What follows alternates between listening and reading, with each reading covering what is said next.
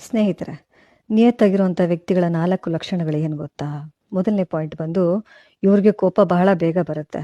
ಯಾಕೆ ಕೋಪ ಬರುತ್ತೆ ಅಂತೀರಾ? ಆಪೋಸಿಟಲ್ಲಿ ನಡೆಯುವಂಥ ಅವ್ಯವಹಾರ ಆಗಲಿ, ಮೋಸ ಆಗಲಿ, ಸುಳ್ಳಾಗಲಿ, ವಂಚನೆಗಳಾಗಲಿ ಇದನ್ನು ತಡೆಯೋ ಶಕ್ತಿ ಅವ್ರಿಗಿರೋದಿಲ್ಲ, ತಡ್ಕೊಳಕ್ಕಾಗೋದು ಇಲ್ಲ. ಹಾಗಾಗಿ ಕೋಪ ಬಹಳ ಬೇಗ ಬರುತ್ತೆ. 2ನೇ ಪಾಯಿಂಟ್ ಬಂದು, ಇವರು ಬರೀ ನಿಜವನ್ನ ಹೇಳ್ಕೊಂಡು ಸಮಾಜದ ದೃಷ್ಟಿಯಲ್ಲಿ ತಪ್ಪಿತಸ್ಥರಾಗಿ ನಿಂತ್ಕೊಂಡ್ಬಿಡ್ತಾರೆ. ಜನ ಅವ್ರನ್ನ ತಪ್ಪಿನ ಸ್ಥಾನದಲ್ಲಿ ನಿಲ್ಲಿಸ್ಬಿಡ್ತಾರೆ, ಸರಿ ಇಲ್ಲ ಅಂತ. 3ನೇ ಪಾಯಿಂಟ್ ಬಂದು, ಈ ಜನಗಳಿಗೆ ಫ್ರೆಂಡ್ಸೇ ಇರೋದಿಲ್ಲ ಕಣ್ರಿ, ಸ್ನೇಹಿತರೇ ಇರೋದಿಲ್ಲ. 1, 2, 3, 4 ಉಳ್ಕೊಂಡಿರ್ತಾರೆ, ಅವರನ್ನೇ ಇಟ್ಕೊಂಡು ತೇಲಾಡ್ತಾ ಇರಬೇಕು.